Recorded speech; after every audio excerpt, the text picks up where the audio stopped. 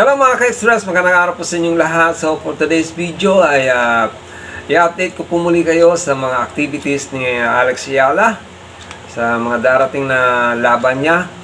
And before that, gusto ko po muna kayong i-shoutout lahat. Today is Saturday, 12 na po ng buwan ng July. So sa mga update na sinabi ko sa inyo nung previous videos ko, yun nga sabi ko is maglalaro si Alex Eala dito sa Canadian Open na sponsor ng National Bank ng Montreal at ng Canada.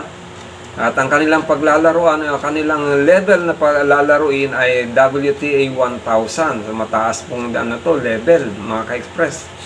Meron kasing level may 100, may 150, may 200, 250 and then to 500, tsaka ito ang 1000. So, ito ng pinakamataas mga ka-express, itong WTA 1000. So, at ang surface na paglalaroan dito mga ka-express ay yung pinakapaboritong surface na nilalaroan ni Alex Eala, yung hard court. Napanood naman natin yung kanyang performance doon sa Miami Open. And this time, sana maulit niya yung performance niya doon sa Miami Open. So, dito sa Canadian Open mga ka-express, makakaharap niya na naman dito yung talagang mga matataas ang ranking, mga player na nasa matataas ng ranking. Nandiyan si Sabalenka, nandiyan si Coco Gauff, nandiyan si Jessica Pegula. Si Jessica Pegula mga ka-express, siya yung defending champion dito sa Canadian Open. Siyang nanalo noong 2024 Canadian Open. Kaya siyang magdi-defend ng kanyang title dito sa gaganaping Canadian Open na magbubukas o magsisimula ng torneo sa July 26 at matatapos sa August 7. Dalawa pong venue yung paglalaroan dito. Dito yung mga babae maglalaro dito sa Montreal, Canada. July 26 to ay August 7. At doon naman sa Toronto, mga kalalakihan naman ang maglalaro doon mga ka-express. Siyempre andyan yung may double, may siyempre at saka yung single. Anyway, itong Canadian Open mga ka-express, isa lang po ito sa paghahanda sa isang major event na naman nasasalihan ni Alex Eala. Isa ito sa paghahanda niya, nasasalihan niya doon sa gaganaping US Open mga ka-express na magaganap naman sa August. Magsisimula siya officially August 18.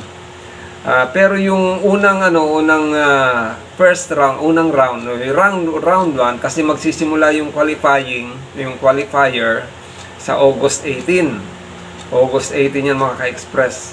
At syempre sa round 1 magsisimula ng August 26. So, bali halos magkakadikit na po yan. Kaya talaga itong mahalaga rin to kay Alex Eala itong Canadian Opens mga ka-express. So panalangin natin mga ka-express na sana dito sa Canadian Open maging maganda yung kanyang performance, lalo pat ang paglalaroan na surface ay hard court. Paborito niya pong surface na nilalaroan. Yun na yun po ang lagi niyang sinasabi sa mga interview, na mas mas komportable siya maglaro dito sa hard court. And pagkatapos dito sa Canadian Open, eto na yung US Open na po. Ayan, isa po yan sa major event din, major tournament na magaganapin o magaganap ngayong 2025. At yan po ay mag-uumpisa sa August 18. Yun sa qualifier po. At ang unang round o round 1 ay magaganap po sa August 26. So that's it mga ka-express. Yan po muna ang ating ating update kay Alex Eala. Lalo sa mga fans ni Alex Eala sa buong mundo. Alam ko tayo ay nag-aabang sa lahat po ng mga laro ni Alex Eala. And supportan po natin ang ating kababayan si Alex Eala. Muli, ito po si Hill at yung Hilbal Channel. Maraming salamat and God bless you. Diyos mapalos. Thank you.